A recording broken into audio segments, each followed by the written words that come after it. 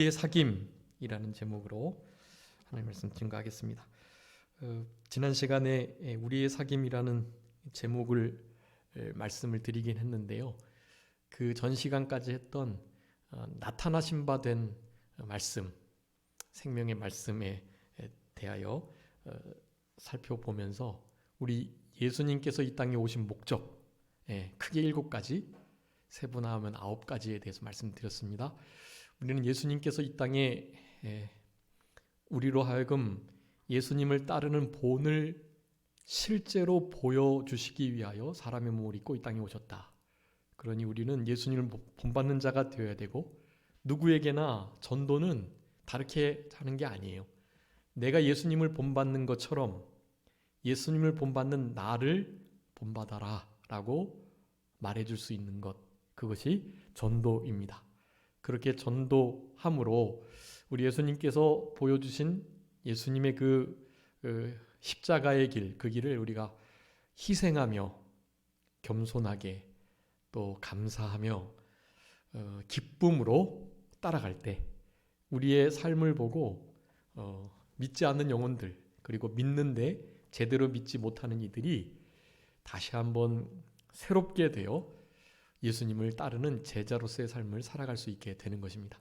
그래서 지난 시간 말씀드렸던 우리 예수님께서 이 땅에 오신 목적, 그것을 좀 계속해서 분명히 기억하시고 그 부분들을 잊지 마시고, 예수님이 이 땅에 오신 너무나 명확하고 분명한 목적들이 있으니까 우리는 그 목적대로 살아가면 돼요. 우리가 무슨 일을 하든지 그 예수님이 이 땅에 오신 목적을 우리도 이루면서 그 길을 따라가기만 한다면, 여러분, 우리가 무슨 일을 하든지 하나님이 기뻐하시는, 하나님께서 영광 받으시는 그러한 삶이 될 수 있을 것입니다.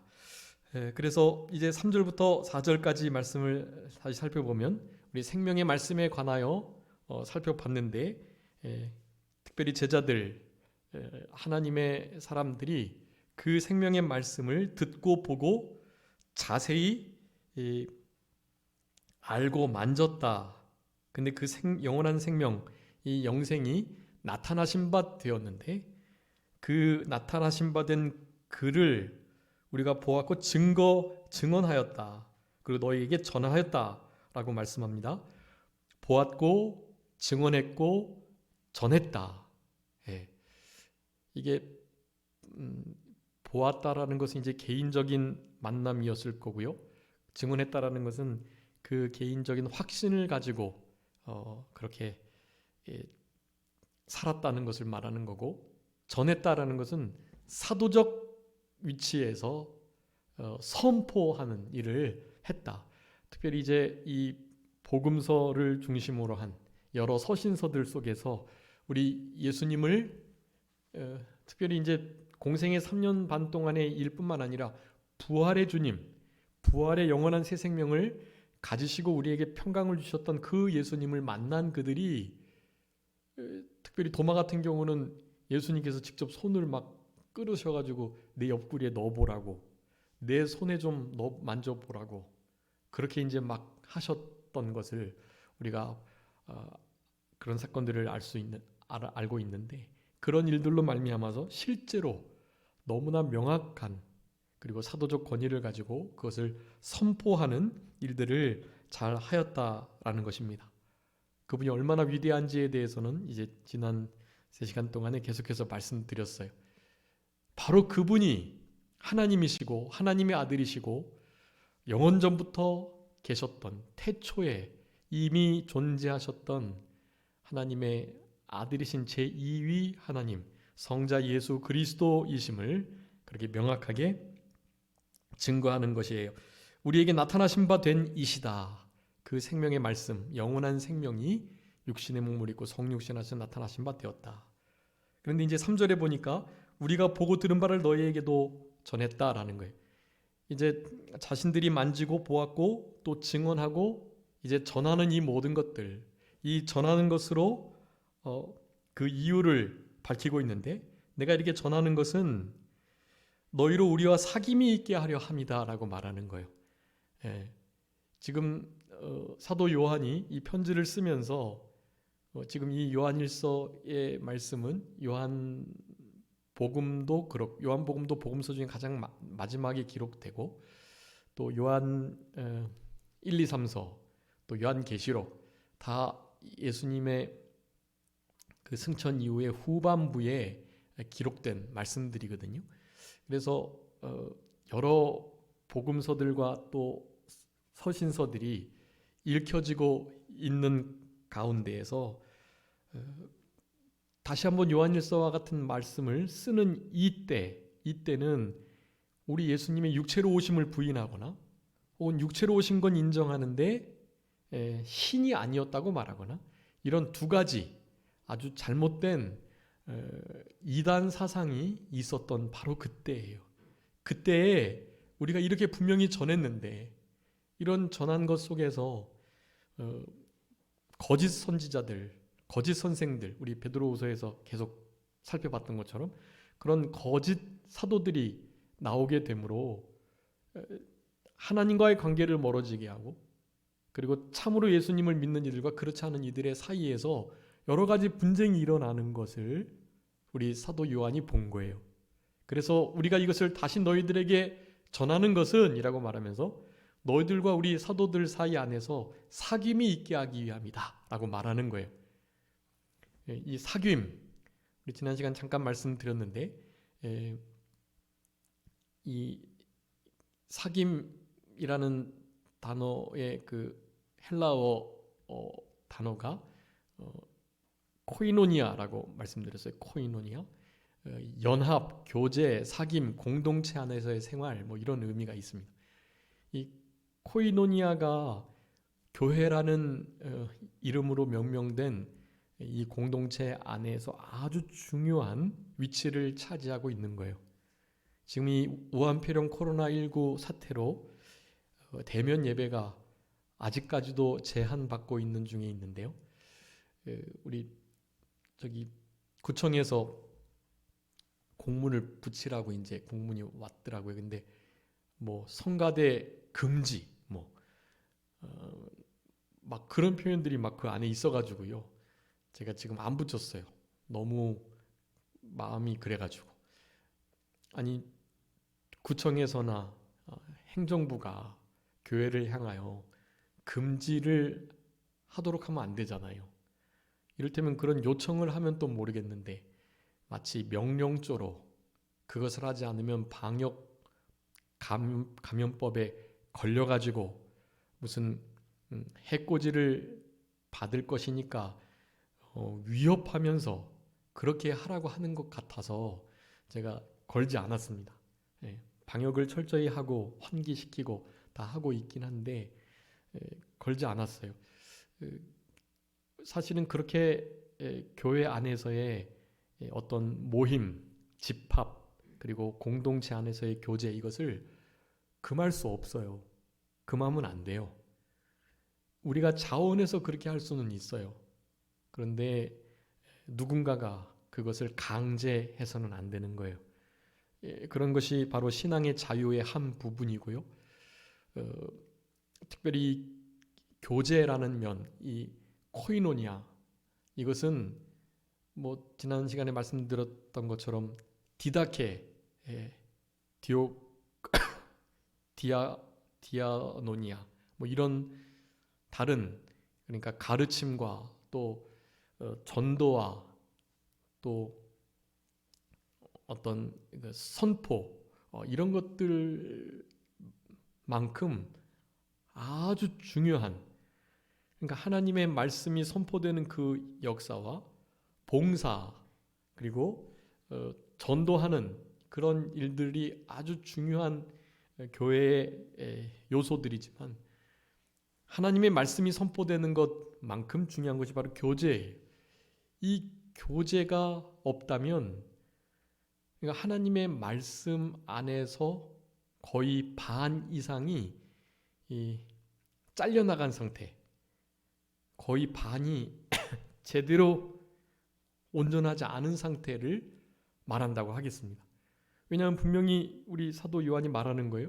내가 이 성경 말씀을 쓰는 것은 즉 성경 말씀이 기록된 것은 우리가 말씀을 통해서 이렇게 예배를 드리고 교회 안에서의 삶을 내는 것은 바로 사귐 때문이다라는 거예요. 사귐. 예. 여러분, 우리의 사귐은요, 영원한 사귐이고 또 앞으로 천년왕국을 거쳐 영원한 나라에서 계속될 바로 그 사귐이에요. 그 사귐을 오늘 본문에서 말씀해 주고 계시는데, 예수 그리스도와 더불어 누리는, 더불어 함께 사귀는 바로 그 사귐이라는 거예요. 예수님과 우리 하나님 사이에서의 사귐, 그 사귐이 우리들의 사귐이라는 거예요. 예수님을 구주로 고백하고 부활의 생명을 가지고 예수께서 그리스도이시고 메시아이심을, 나를 위해서 십자가에 죽어주시고 3일 만에 부활하셨다는 이 진리를 믿고 있는 예수님을 나의 구주로 고백하는 이 공동체, 이 교회, 에클레시아 안에서의 이 공동체 하나 되는 역사를 통한 이 코이노니아는 사실은 이 성경을 기록한, 그리고 성경이 이렇게 증거되는 아주 중요한 그 목적이라는 거예요. 우리가 지금 이 말을 전도하고 또 증거하고 선포하는 것은 이것 때문이다라고 말하는 거예요. 여러분, 그러니까 우리의 이 사귐은 우리 신앙의 아주 중요한 요소예요. 그 요소가 지금 침해되고 있으나 유튜브로 뭐 예배 드리면 되는 거 아니야? 이 산에서도 말고 예루살렘에서도 말고 예배는 장소가 아니라 신령과 진정으로 예배 드리는 게 그게 예배니까 굳이 이렇게 교회 안에서 꼭 나와서 예배 드려야만 예배인가? 우리 가족끼리 집에서 거기가 곧 천국이고 우리가 교회인데 그것이 가정교회가 되니까 거기서 그냥 예배 드리면 되는 거 아니야? 라는 생각을 할 수 있는 시대가 된 거예요. 여러분, 근데 그것은 옳지 않아요. 그러니까 다 틀린 건 아니지만 반 정도 맞는 거예요. 여러분, 교회, 우리 자신이 성도 한 사람 한 사람이 교회죠. 교회가 모인 우리 가정이 또한 교회예요. 맞아요. 그래서 교회에서 지금 예배 이렇게 드리는 우리들 말고 집에서 개인적으로 또 우리 식구들이 함께 모여서 가정 예배를 통해서 유튜브를 함께 보면서 예배 드릴 수 있어요. 그런데 그것은 반쪽이에요. 반쪽. 물론 이제 이 기독교는 늘 이렇게 탄압받고 억압받아왔기 때문에 실제로 이제 교회의 문을 닫고 진짜 누구도 들어올 수 없게 되는 상황이 올 수 있어요. 그렇게 되면 지하에서, 가정에서, 뭐 개인적으로 그렇게 하나님을 예배해야 됩니다. 그렇게 주의를 지키고 그렇게 공예배 가운데 하나님 앞에 바른 자세로 바른 시간을 들여서 예배 분명히 해야 해요. 근데 그것은 이제 7년 대환란 중에 이제 특별하게 눈에 보이는 환란 때 그렇게 하는 거예요. 지금 전혀 그런 상황이 아님에도 불구하고 지금 그와 같은 일을 당연히 여긴다는 것은 우리의 신앙이, 그리고 신학이 올바르지 않다라는 것을 드러내는 거예요.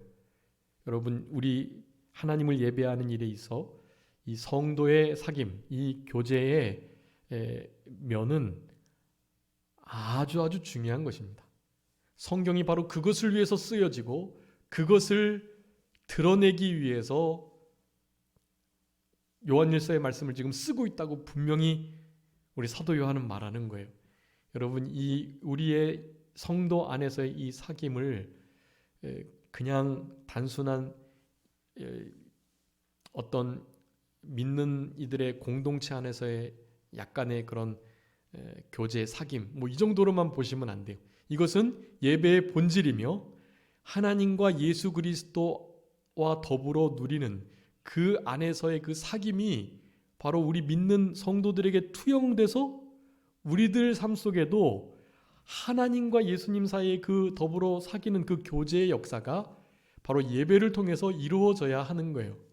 여러분, 지금 제가 말씀을 전하면서 여러분의 중생한 영으로 이 말씀을 받으시는데 말씀을 받으시고 회개하고 또 잘못된 것을 고치고 또 내가 잘하는 것에 대해서 말씀으로 위로받고 그렇게 그 말씀을 가지고 우리의 심령이 지금 하나 되고 영으로 하나님을 그 말씀을 가지고 알아가며 영광을 돌리는 중에 있는데, 여러분, 이 자체가 정말로 중요한 교제의 한 면인 거예요.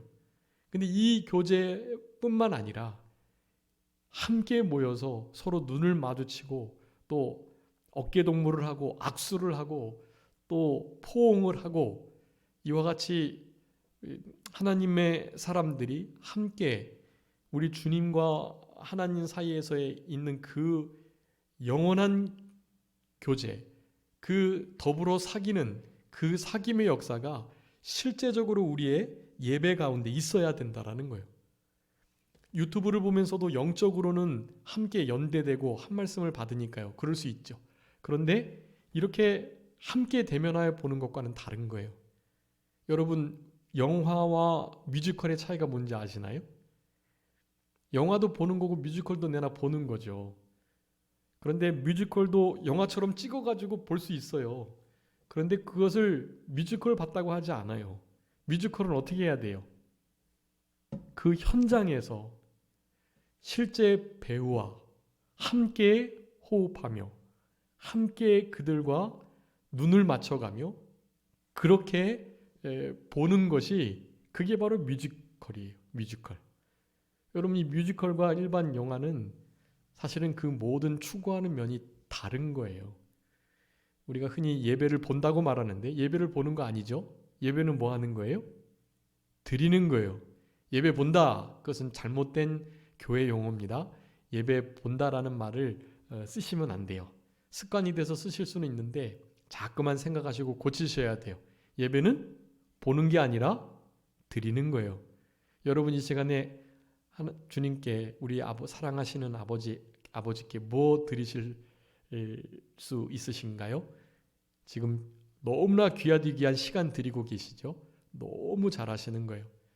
또 은혜 받고 하나님께서 감동 주시면 헌금, 물질도 드리시죠?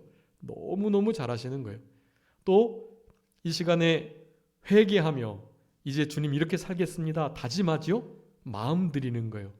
내 마음, 결심, 결단, 내 마음이 확정돼서 우리 주님을 예배하고 주님 뜻대로 살아가기를 결단하는 아주 복된 그 마음을 우리의 심령을 또한 주님께 드리는 거예요. 아주 잘하시는 거예요. 여러분 이 모든 것들을 사실은 드리시려고 오시는 거예요. 감사도 드리는 거죠. 감사드립니다. 네, 감사드리는 거예요. 여러분이 여담이지만 하나님께서 가장 좋아하는 과일이 무슨 과일인 줄 아시나요 혹시?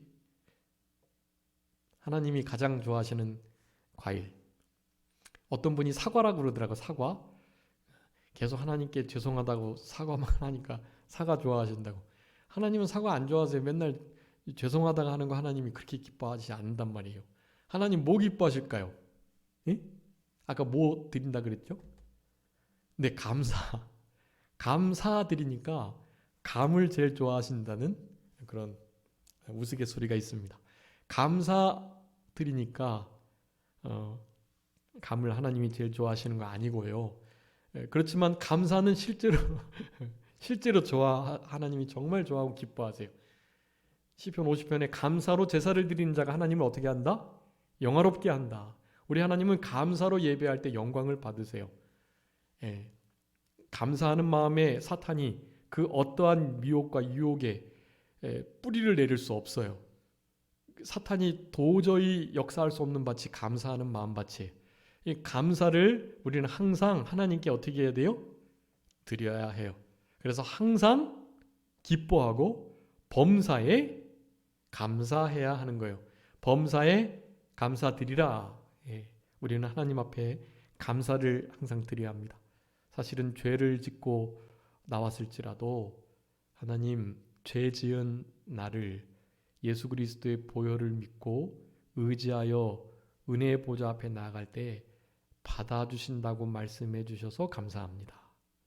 그 믿음 가지고 지금 정말 감히 설 수 없는 제가 예배의 자리에 섰는데 이 예배를 또한 그렇게 믿음으로 회개하는 마음으로 하나님께 드리면 하나님께서 받으실 줄로 믿고 감사합니다. 그렇게 우리는 기도하는 마음으로 예배를 드려야 하는 거예요. 여러분 예배는 그래서 드리는 겁니다. 분명하게 기억하셔야 돼요. 하나님 앞에 모든 것을 다 드리고 나의 가진 모든 것을 전부를 드리고 2렙돈 넣었던 그 과부처럼 자기 가진 모든 걸 드리는 거예요. 그렇게 드리면 우리 주님께서 인정해 주세요. 가장 많이 넣었다. 여러분, 하나님께서 받으신 거로 끝나시는 분이 아니세요. 인과응보, 행한 대로 갚으시는 우리 하나님이세요. 우리에게 자신의 전부를 주셨던 하나님을 사랑하는 마음으로 우리도 최대한 가진 모든 것을 드리려는 마음을 가지고 예배를 드릴 때 하나님께서는 그때야 비로소 하나님의 뜻을 나타내 주시고 당신을 계시해 주시고 영광스러운 임재 가운데 있게 하시고 또 하나님을 나타내 주셔가지고 우리의 마음을 위로하시고 힘주시면서 그렇게 말씀을 통하여 은혜를 주시는 거예요.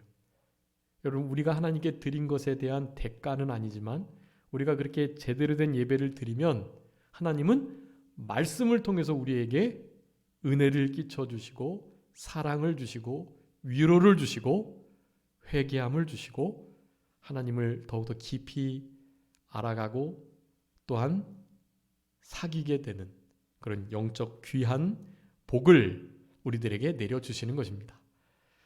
그러니까 예배의 패턴은 그런 거예요. 하나님께 우리가 그렇게 모든 것을 온전히 드리면 우리에게 모든 것을 바치셨던 우리에게 모든 것을 주셨던 그 주님께서 우리에게 더 이상 자신의 목숨을 주신 분이 우리에게 주시지 못할 게 뭐가 있어요. 우리에게 가장 필요한 것을 또한 반드시 허락해 주세요. 여러분, 그러니 예배를 소홀히 하거나 예배를 거르거나 예배가 별게 아니라고 생각할 수가 없는 거예요. 그렇기 때문에 예배에 목숨을 걸게 되는 것이고 예배에 목숨 거는 삶이 진짜 성공하는 삶이에요. 여러분, 그래서 이 땅에서의 예배가 결국 천상으로 이어질 것이기 때문에 이 땅에서의 예배는 늘 온전하게 드려져야 합니다. 반쪽짜리 예배, 유튜브로 드리는 예배, 그런 예배로 머물러서는 안 돼요. 희생을 지불하고서라도 우리는 함께 나와서 주님께서 말씀하시는 하나님과 예수 그리스도와 더불어 함께 하시는 그 교제, 그 사귐이 우리의 사귐이 되도록 하기 위해서 성경을 지금 쓰고 있다. 너에게 지금 이렇게 전하고 있다라고 말하는 것이니까요.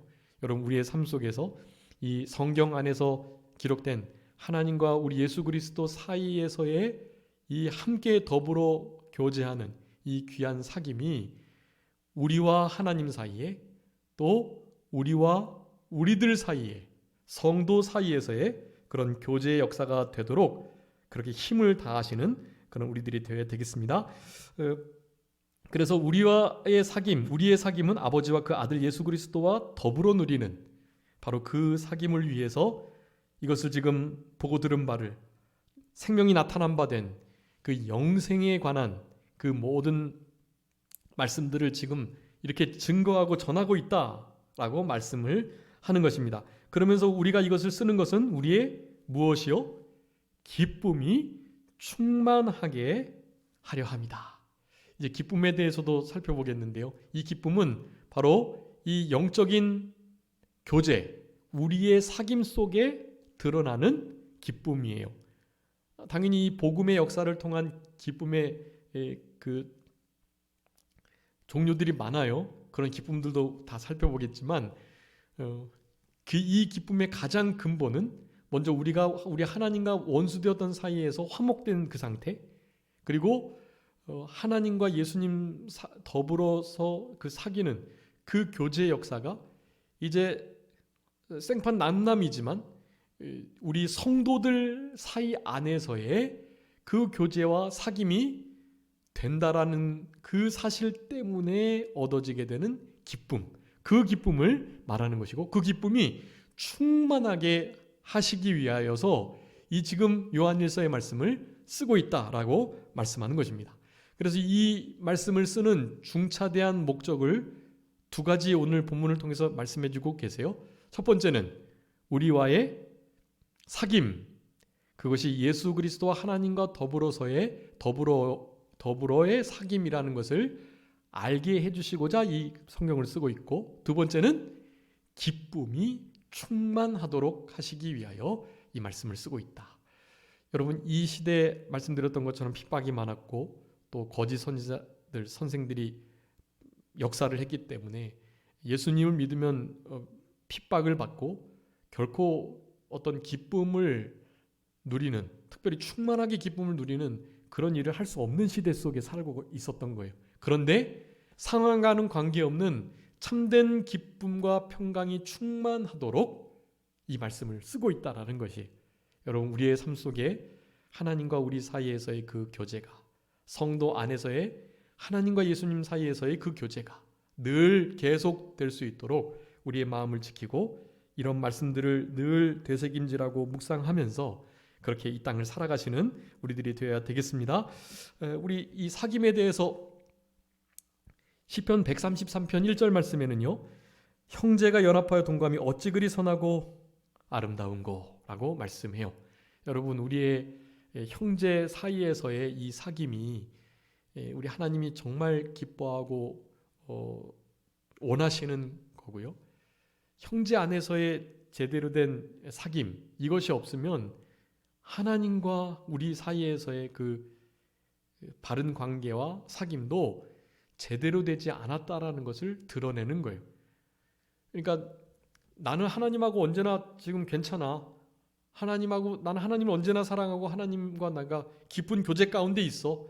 말은 그렇게 하는데 수평적으로 사람들과 성도들과 가족들과 친척들과 이웃들과 또 나의 직장의 동료들과 또 내가 관계하는 모든 어떤 공동체 안에서의 인간관계 속에서 저들과 함께 더불어서 제대로 된 참된 화평과 평강의 관계가, 사귐이 이루어지지 않는다면 하나님과 나 사이에 바르다고 했던 그 모든 말은 무슨 말일까요? 그건 거짓말이 되는 거예요. 거짓말. 이제 요한일서 4장에 살펴볼 거예요. 하나님을 사랑한다고 하면서 형제 사랑하지 못한다는 것은, 형제를 사랑한다고 말하는 것은 형제 사랑한다는 그 말이 거짓말이다 라는 거예요. 형제를 사랑하지 못하면서 하나님을 사랑한다고 말하는 것은 틀린 말이라는 거예요. 모순이 된다라는 것을 말하는 거예요. 하나님을 사랑한다고 차라리 말을 하지 말든가. 나는 지금 하나님과도 바로 관계가 못된 상태에서 사람들도 지금 제대로 용서하거나 관용하고 사랑해주지 못하고 있어 라고 차라리 말을 해야지. 눈에 보이는 사람 제대로 사랑하지도 못하면서 보이지 않는 하나님과의 관계, 나 하나님과의 관계는 괜찮아, 나 하나님 사랑해, 하나님이 나를 사랑하셔 라고 말하는 그 말 자체가 얼마나 모순된 말인지를 말하는 거예요. 실제로 하나님과의 관계가 틀어진 상태에서는 제대로 된 사람 사랑의 사귐의 역사를 이룰 수가 없다는 것을 우리는 알아야 합니다. 여러분, 하나님을 사랑한다면 하나님이 기뻐하시는, 얼마나 복되게 여기시는 형제가 서로 연합하여 동거함, 그것이 얼마나 아름다운가, 시편 기자가 말했던 것과 같은 그런 교제의 역사가, 기쁨의 역사가 우리에게도 있어야 될 것입니다. 우리 사무엘상 18장 1절에 보면 우리 다윗이 사울에게 말하기를 마치고 요나단의 마음이 다윗의 마음과 하나가 되었다고 그랬어요. 그래서 요나단이 다윗을 사랑하는데 자기의 생명과 같이 사랑했다, 그렇게 말해요. 여러분, 우리의 사귐은 사실은 생명을 건 사귐입니다. 왜냐하면 복음을 받아들였고 그 복음의 핵심이 생명에 관하여 영원한 생명이 나타나신 바 되었다는 것을 말하는데, 그 생명을 우리가 전하고 생명을 받고 그랬으니까 그 생명 안에서의 사귐인 거예요. 사실은 생명적 연합이고 생명적 사귐이에요. 이런 사귐이 가능해질 수 있다는 것을 우리 다윗과 요나단을 통해서 나타내주고 계시는 거예요. 적어도 요나단은 다윗을 그렇게 사랑할 수 없는 사람이에요. 근데 요나단은 다윗을 그렇게 사랑했단 말이에요. 뭐같이? 요나단은 다윗을 자기의 생명과 같이 사랑했다. 당연히 다윗도 요나단을 사랑했어요. 사랑했는데 누가 더 사랑했을까요? 요나단이 더 사랑한 것 같아요. 요나단이 구약 시대의 어떤 룻기에서 나오는 우리 보아스와 같은 역할, 그러니까 성령의 역할이라고 할 수가 있겠습니다. 우리 다윗을 우리 요나단은 그냥 전적으로 사랑했어요. 왜냐하면 자기의 그 왕위를 위태하게 할 만한 사람이거든, 사실은 그 다윗이. 그럼에도 그 다윗에게 자기의 칼, 활, 의복, 그러니까 모든 왕권을 그냥 다 물려준 거예요. 왜냐? 다윗 속에서 역사하시는 하나님의 그 일하심을 봤거든요. 골리앗을 물리치는 다윗, 그리고 우리 아버지에게 악신이 들렸을 때 어떤 일을 해도 악신이 떠나가지 않는데 다윗이 하프를 가지고 연주를 하면 그 사탄의 역사가 잠잠케 되는 것을 우리 요나단은 봤던 거예요. 그리고 사무엘하 7장에서 말했던 메시아의 언약이 사무엘을 통해서 다윗에게 허락된 것을 알았던 거예요. 그러니까 요나단은 자기가 사울 왕 아버지의 뒤를 이어 왕이 될 자가 아니라는 생각을 원래부터 했었습니다. 근데 그 사실 자체가 되게 힘든 일이에요. 그게 어떻게 그럴 수 있어요? 자기의 왕위를 그래도 빼앗는 자인데, 그 다윗만 없으면 자기가 왕이 자연스럽게 될 수도 있는데 그를 그렇게 사랑하기란 사실은 정말 쉽지 않은 일인 것입니다. 그런데 그렇게 했다라는 거예요.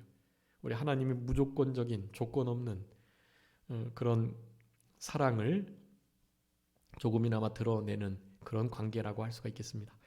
여러분, 우리가 형제를 사랑할 때 우리가 원사미선 저축목이 제가 늘 말씀드리죠. 원수를 사랑하고 미워하는 자를 선대하고 나를 저주하는 자를 위해서 축복해주고 나를 모욕하는 자 위해서 진심으로 기도해 줄 수 있는 바로 이와 같은 마음은 성령으로 말미암아 하나님의 사랑이 우리 마음 가운데 부어져야만 가능한 일이고, 이 일을 이룬다라는 것은 정말 거의 불가능한 일에 가깝지만 불가능한 일을 우리에게 시키시지 않으시는 하나님께서 넉넉히 이 사랑의 역사를 이룰 수 있도록 그렇게 해 주실 수 있는 분이세요. 그래서 그런 실제적인 교훈들을 보여주시는 거예요. 야, 요나단이 얼마나 다윗을 사랑했냐.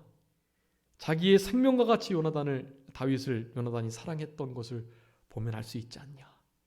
그리고 하나님이신 예수님께서, 아들이신 예수님께서 이 땅에 신이 오셔가지고 신이 목말라 하시고 신이 고통을 당하시고 신이 버림을 당하시고 결국 죽임을 당하셨던 이런 모습들이 얼마나 이 생명적 연합 안에서의 사랑, 그 사귐을 드러내는 것임을 우리들에게 말씀해주고 계시는 것입니다.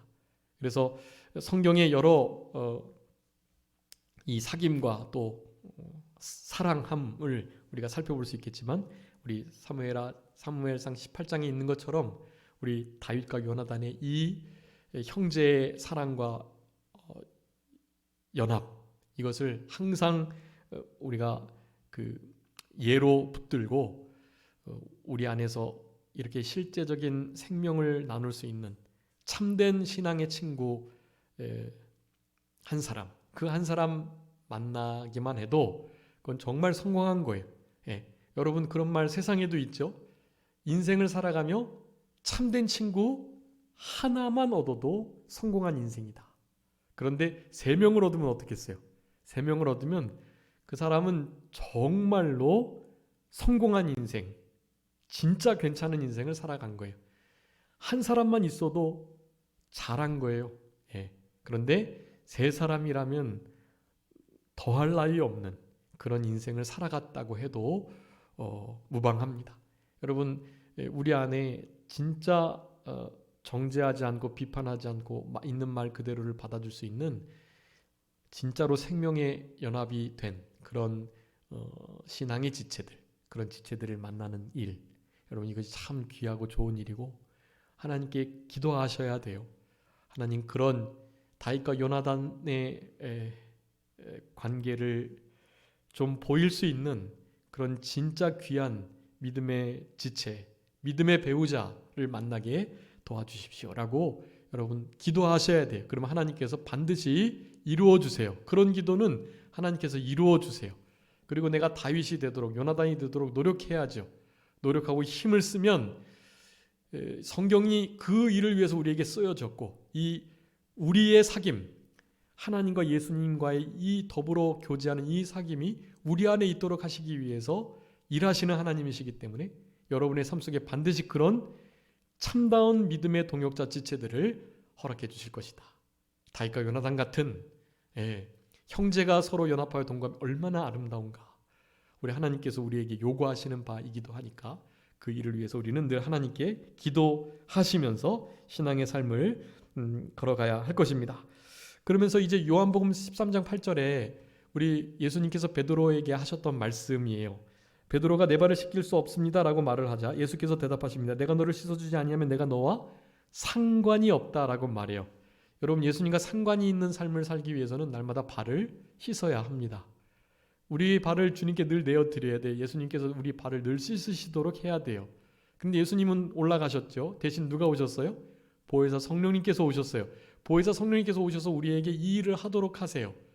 예수님도 말씀하셨어요. 내가 스승으로서 너희들에게 발을 씻겼으니 너희들도 서로 발 씻기는 게 옳다. 여러분, 발 씻기는 게 옳다는 게 무슨 말이에요? 예수님이 발을 씻어주셨던 것은 회개의 삶인 거예요. 베드로가 그랬죠. 그럼 저 전체 다 목욕시켜 주세요. 그랬더니 예수님이 뭐라 그랬어요? 목욕한 사람은 발만 씻으면 된다 말씀하셨거든요. 그 발 씻는 일을 지체들에게 함께 맡겨준 거예요. 제자들에게. 너희들이 서로 내가 너희들의 발을 씻겼던 것처럼 서로 발을 씻겨주는 것이 맞다. 그렇게 말씀하셨거든요. 다른 말로 하면 우리 지체들은 서로가 서로에게 거울이 되어서 죄를 회개할 수 있도록, 주님의 긍휼을 볼 수 있도록, 주님이 얼마나 그 죄를 싫어하시는지를 알 수 있도록 여러분이 서로가 서로를 발 씻어줄 수 있도록 해주셔야 되는 거예요. 서로의 발을 씻어주셔야 돼요. 서로의 신발을 벗기고 그 발을 물에 잠그고 그 발을 잘 씻겨주셔야 돼요. 냄새나지만 또 내가 좀 종된 것 같고 낮아져서 조금 이렇게 좀 자존심도 상하고 그러지만 발을 씻어줘야 되는 거예요. 하나님께서 우리에게 그걸 요구하세요. 그게 우리의 사귐이에요. 여러분, 그런 삶이 없으면 우리 예수님과 관계없는 삶이에요. 개인적으로만 하나님 오늘 하루 내가 이거 생각해보니까 잘못했는데 용서해 주세요. 사실은 이것도 참 괜찮은 신앙생활이죠. 잠들기 전에 하나님 앞에 철저히 회개하고 발을 주님께 내어드리고 씻기도록 발 씻는 일은 정말 중요한 일이에요. 근데 그것 이상으로 여러분, 우리 지체들 사이에서 서로가 서로의 발을 씻어줄 수 있는 그런 관계가 될 수 있도록 하기를 원하세요. 이것이 바로 우리의 사귐입니다. 이게 우리의 사귐이에요. 형제가 연합하여 동거함이 아름다운 것, 얼마나 보기 좋고 하나님이 기뻐하신다는 사실, 이 사실 자체가 말하는 서로의 발을 씻겨주는 그와 같은 일을 함께 하는 것을 그렇게 드러내게 된다라는 것을 우리들에게 말씀해주고 계시는 것입니다. 생명과 같이 실제로 사랑하는 그 사랑의 삶이, 교제가 우리의 생활 속에 있어야 하는 것이에요. 그래서 우리 예수님께서 요한복음 17장에 중보기도를 하셨는데요. 요한복음에서만 이 겟세마네 기도 대신에 이 17장에 대제사장적 중보기도를 기록해 두고 있습니다. 여기에 핵심은 그거예요. 하나님과 예수님께서 하나이신 것처럼, 그래서 예수님께서는 기도하시면서 우리가 하나인 것처럼 그렇게 표현하죠. 하나님과 내가 하나이신 것처럼, 하나인 것처럼 나는 이제 이들을 두고 떠나가는데 하나님께서 이들로 하여금 하나 되게 해주십시오라는 기도를 계속 드리는 거예요. 하나 되게 해달라. 나는 올라가지만 이들은 세상에 있는데 하나님과 나 사이에 있었던 그 영원한 교제, 그 하나됨이 이들 안에도 있게 해주십시오.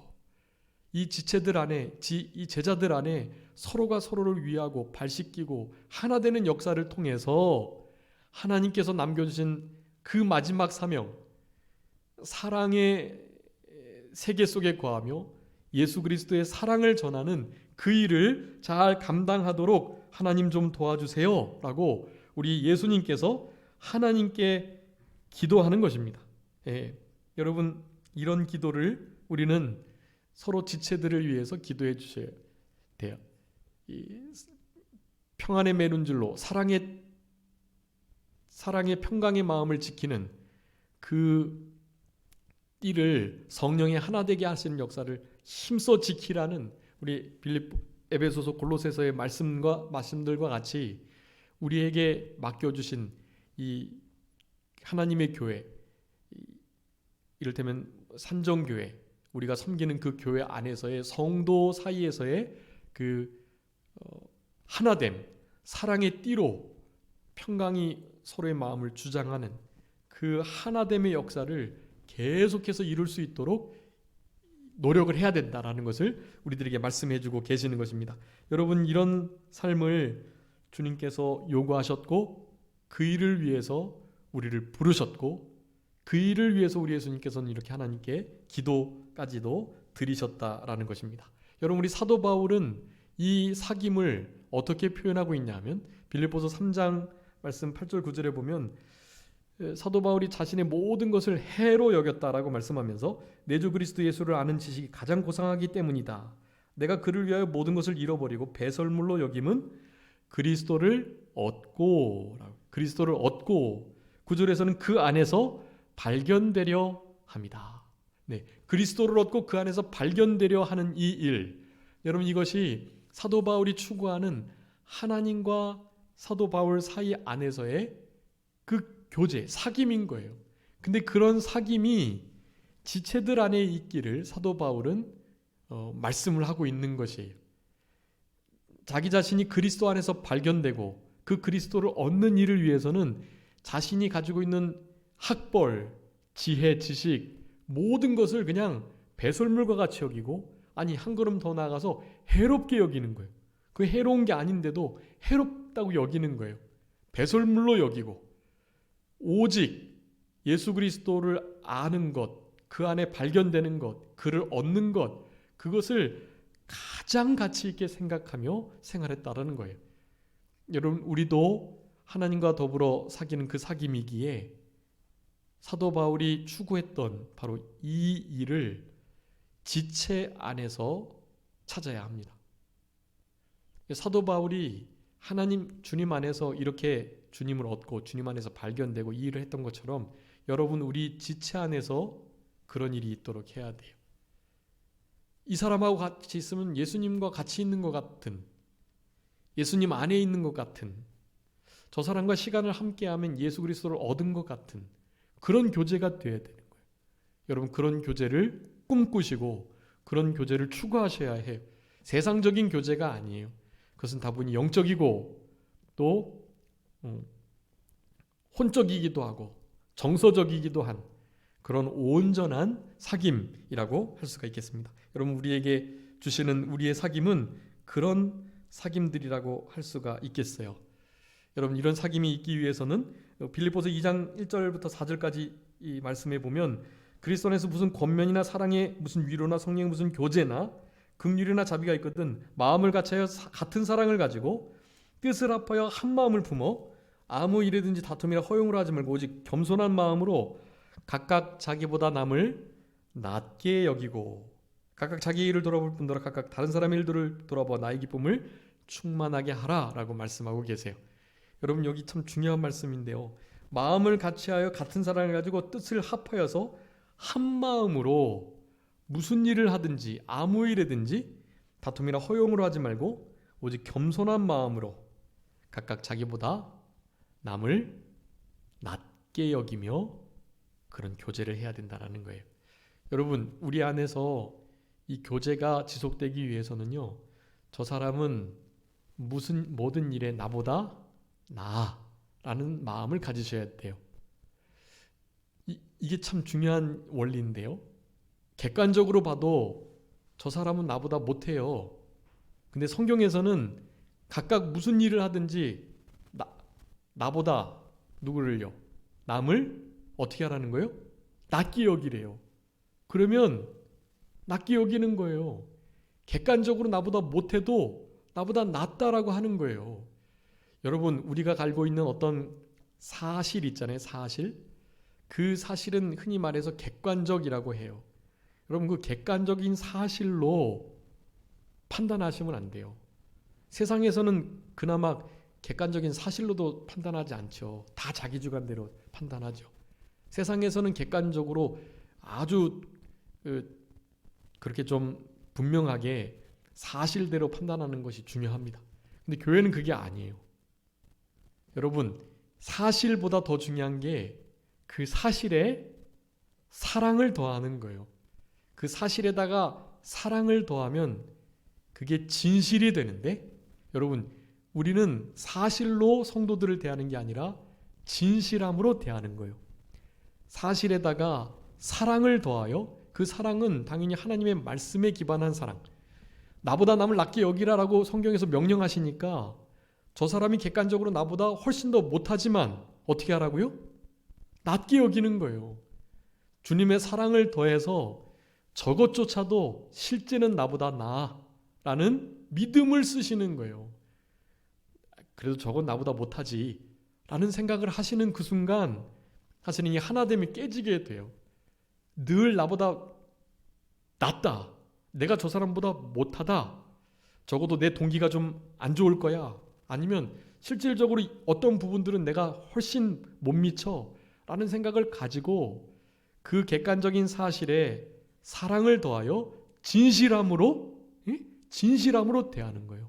여러분, 우리 안에 이런 나보다 남을 낫게 하는, 그래서 진짜 하나됨의 역사, 성령의 무슨 교제나 위로나 어떤 일을 할 때에도 이 우리의 사귐 속에 나보다 남을 낫게 여기는 이 일로 말미암아서 진짜 하나님과 예수님과 있었던 그 사귐이 좀 나타나는 그런 우리들의 사귐이 되었으면 좋겠습니다. 여러분, 그런 사귐 속에 기쁨이 충만케 되는 거예요. 기쁨의 충만함에 대해서는 다음 시간에 또 알아봐야 될 것 같은데요. 우리 남성호 목사님은 항상 내용을 전체적으로 쫙 파악하셔서 조리 있게 그냥 아주 원래 실력이 있는 분들은요 이렇게 1절 4절이면 그 내용을 함축적으로 쉽게 풀어주는데요.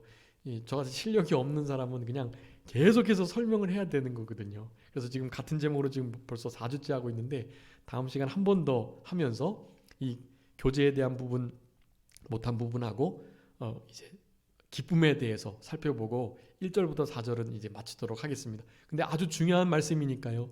여러분, 우리의 삶 속에 우리 예수님과 하나님과의 이 교제가, 이 사귐이 바로 우리들의 사귐이 될 수 있도록 그렇게 남은 때를 살아가는 우리 모두가 되었으면 좋겠습니다. 잠깐 기도하겠습니다. 살아계신 우리 아버지 하나님, 감사합니다. 우리들에게 하나님과 예수님 사이에서의 그 사귐이 우리 성도들 안에서의 사귐이 되게 하시기 위하여 우리들로 성경을 읽게 하고 보게 하고 듣게 하신다는 사실을 이 시간에도 우리들에게 교훈해 주시는 아버지 하나님, 감사합니다. 우리 주님과의 이 사귐이 다윗과 요나단의 그 생명과 같이 사랑하는 그 사랑의 사귐이 되게 하시고 생명의 연합의 사귐이 되게 하셔서 이런 일들이 환경에 의해서 깨지지 않도록 늘 나보다 남을 낮게 여기는 이 겸손한 한마음 된 이 신앙의 모습으로 우리 아버지 하나님께서 기뻐하시는 형제 사이에서의 참된 연합과 또 교제가, 사귐이 늘 계속될 수 있도록 아버지 하나님 은혜 베풀어 주옵소서.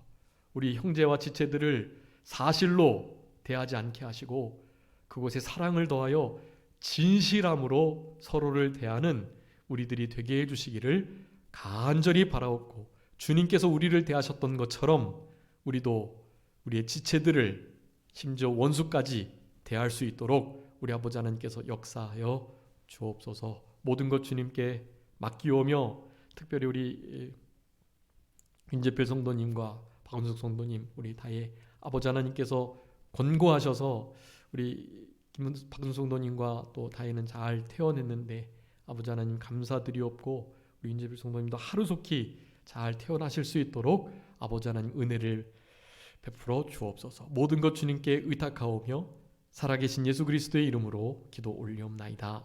아멘. 다 같이